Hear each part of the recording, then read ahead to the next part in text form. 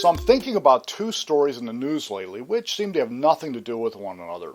Story one is about the White House party crashers, and yeah, I know you're all sick of hearing about them. And then the statement today from the Secret Service Chief, Mark Sullivan, who says that the agents who let the two publicity junkies into the White House state dinner have been placed on leave and that they may ultimately be fired.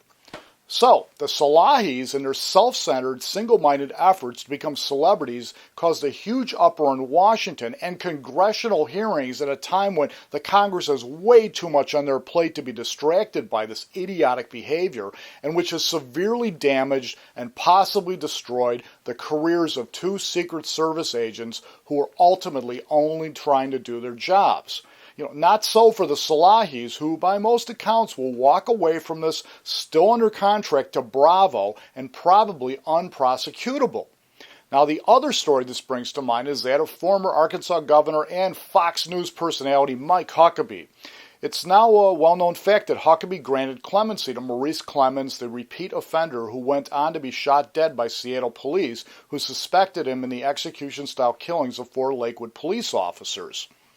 So I wouldn't count on seeing Law & Order Chuck Norris doing any more Chuck Facts commercials for Huckabee in 2012, which is something that we all ultimately owe to George Herbert Walker Bush, because it was in his campaign in '88 for the presidency against Michael Dukakis that he aired the Willie Horton commercials, blasting Dukakis for having supported the program that let Horton out on a weekend furlough, during which time he committed armed robbery and rape.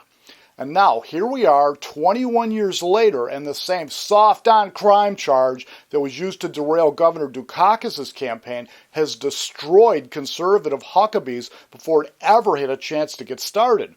Because the truth of the matter is that stories like Willie Horton's don't go away. They become third rails which politicians never go near, which is why I also wouldn't count on seeing many pardons or grants of clemency, no matter how well earned, coming out of the nation's state houses in the coming years.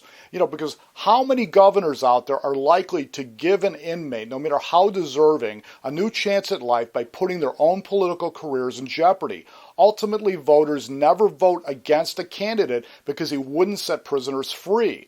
And so the effort to elect one Republican presidential candidate goes on to destroy the candidacy of another more than 2 decades later. 2 very different stories which share the same sorry message, that our actions all have consequences for which we should take responsibility, but for which all too few of us ever do. George Bush became the 41st president of the United States, and the Salahis got all the media attention they could ever have dreamed of. But if you're sitting in prison waiting for a pardon, or a former governor of Arkansas or Massachusetts, or one of those 2 Secret Service agents, I wouldn't expect to be hearing any apologies anytime soon.